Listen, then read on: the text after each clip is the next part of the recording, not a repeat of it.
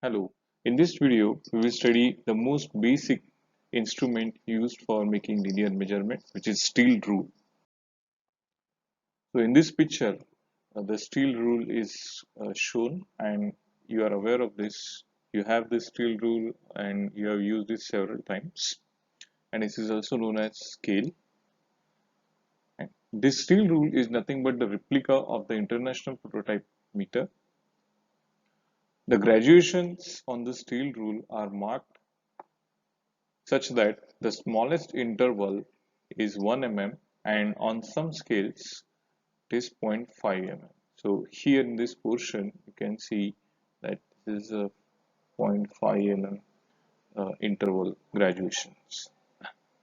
The width of a single graduation can range from 0.12 mm to 0.18 mm.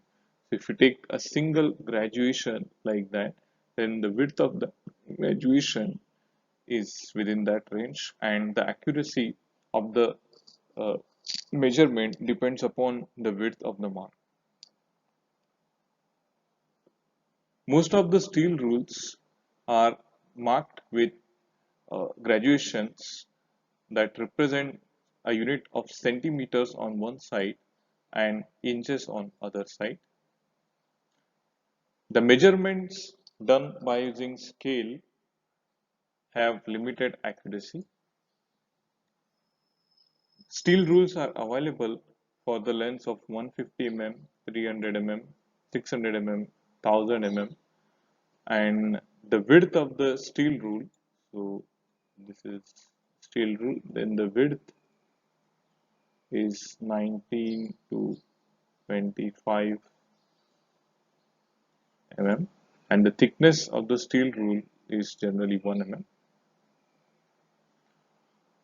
The steel rules are made up of spring steels, or the steel used for making spring, which are generally made up of medium carbon steel having high yield strength, resulting into less or very low deformations and rigidity, and they are given a chrome finish for better engraving the graduations. Steel rules are subjected to parallax error. So the parallax error results when the observer making the measurement is not in line with the workpiece and the rule. To avoid parallax error while making measurements, the eye should be directly opposite and 90° to the mark on the part to be measured. To get the accurate reading of dimension, the rule should be held in such a way that the graduation lines are perfectly touching or as close as possible to the faces being measured. Digital scales are also available, like shown in this picture. Edges of the scale should never be used for cleaning and removing swarf from slots. So steel rules have a sharp edges, and people tend to use those sharp edges for cleaning the slots, or maybe as a substitute for screwdriver. So this should not be done, because then the edges will undergo wear and tear, and this may affect the accuracy of the steel. Steel rules are available in various sizes and shapes. Narrow rules, for example, have a very narrow width. Flexible fillet rules, and short rules with holders, and they are useful in measurements inside recesses. So this is the picture of short rules with holder, and this is the holder. Angle rules, measuring tips and pocket tips. So you are aware of measuring tips and pocket tips. Measuring tips are used by tailors also for many household measurements. Pocket tips are generally used by carpenters, plumbers, electricians. So this is the picture of pocket tips. Measurements inside small holes, narrow slots and grooves can be done by using narrow rules, by using fillet rules, and by using angle rules. Just for your reference, steel rules are non-precision measuring instruments. They give direct value of the dimension being measured and they are based on line standard. So next are calipers, and calipers are based on end standard, which means that the dimension to be measured is measured as the distance between two ends. Okay, so if you look at the picture, these two legs here are hinged at the top, and then at the ends, at the legs, tip of the legs, the distance between these two ends of the legs is the distance to be measured. Calipers do not have any graduations or display on them, and hence calipers are used only for comparison or transferring dimensions. Okay? They are never used for measurements. So in a way, calipers are used for indirect measurement.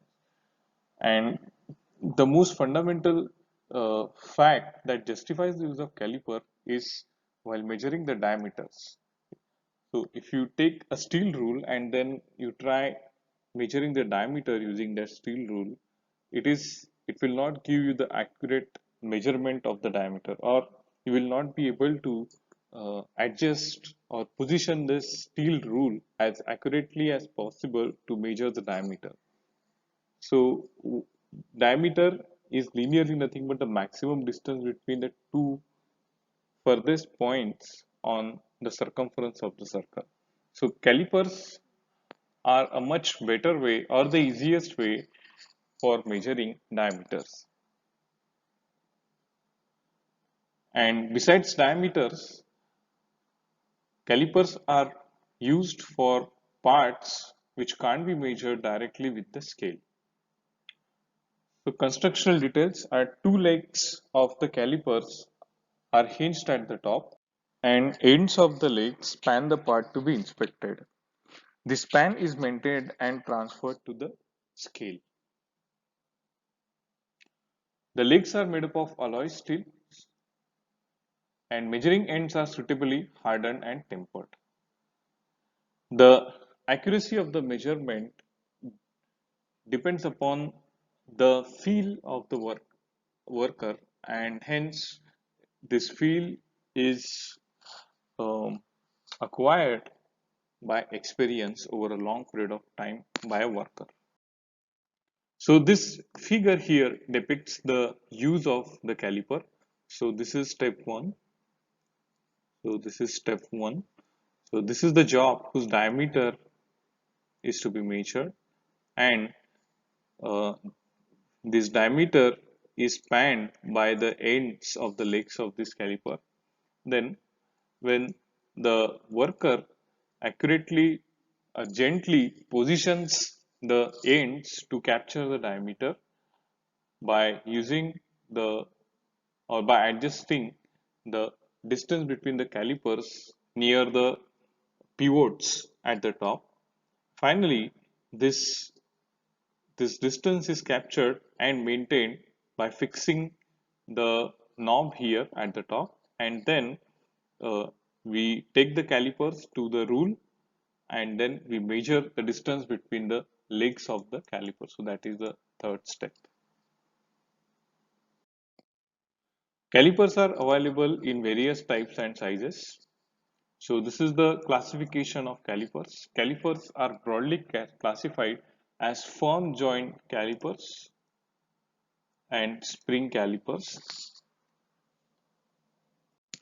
Firm joint calipers